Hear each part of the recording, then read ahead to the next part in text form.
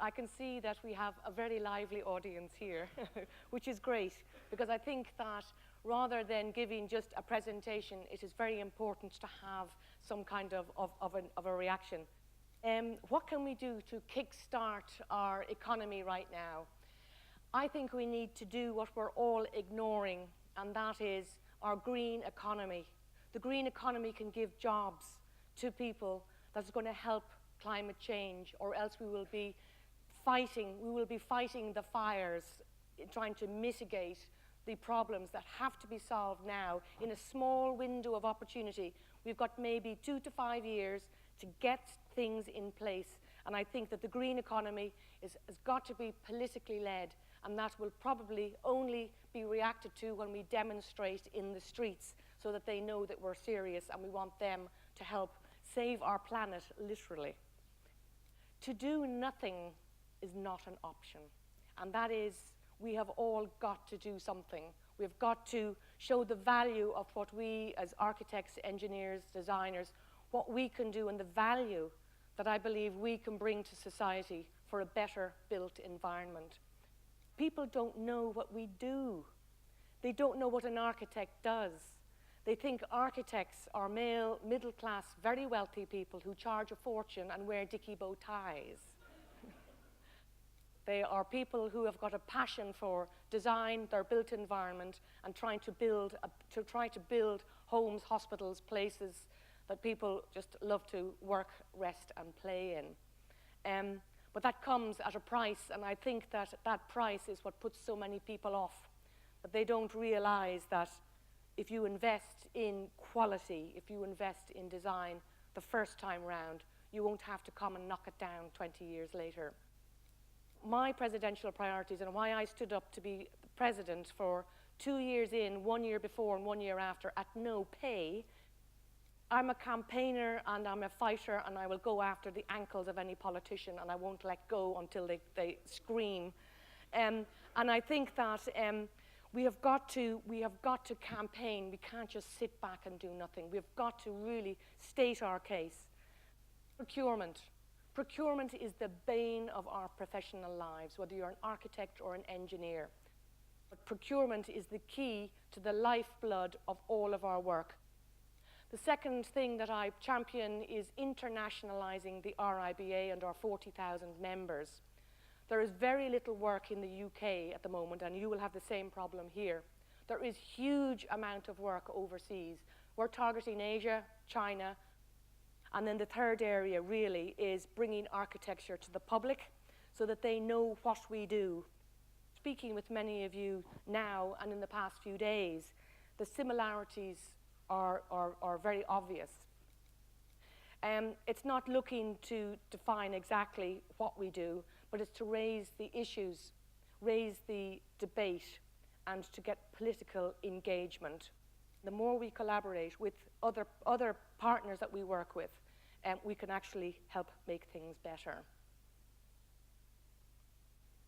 We really need to change the way we work. Only 50% of us have a business plan.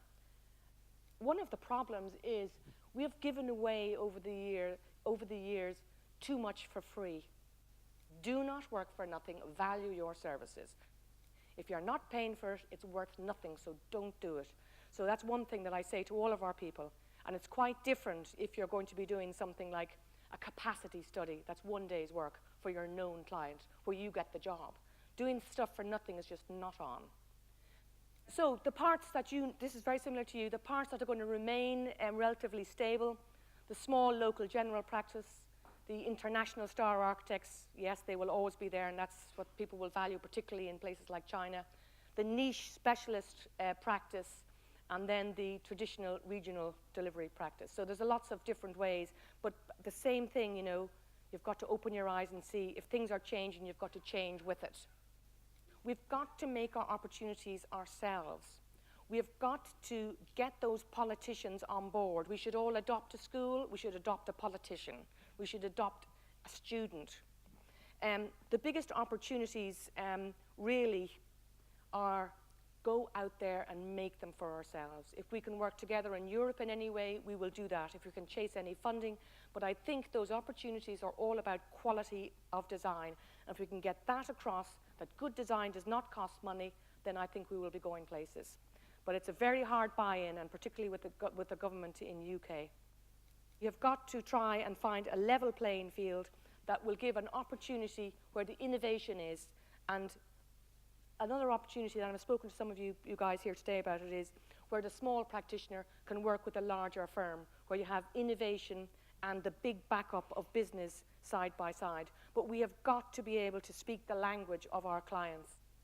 Many of us are out of sync with the way we work, and we don't understand the language. We only network with other architects, and we speak an architectural language as other people, like medics, but other people don't understand. We have got to get out of that habit. We've got to speak plain English. We've got to speak about business in terms of how much is that going to cost, and know that if it's £2,000 a square metre, that you're in touch with that, and that you know the business speak of your clients. We're not airy-fairy architects anymore. We've got to be, not that we ever were, but we've got to speak the business language. That we have got to now help people to change the way that they do business. And that means changing the way that we teach in our schools, the way we teach.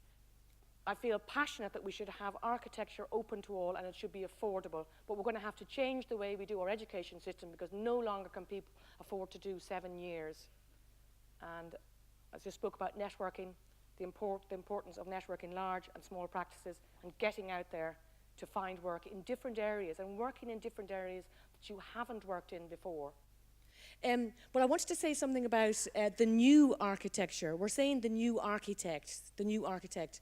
I think we should be calling it smart architect, like you have smart procurement or smart practice or smart. So I think we should not say new, because that kind of means, is it new and old, or does that mean it's ageist? Is it a young person? It's not.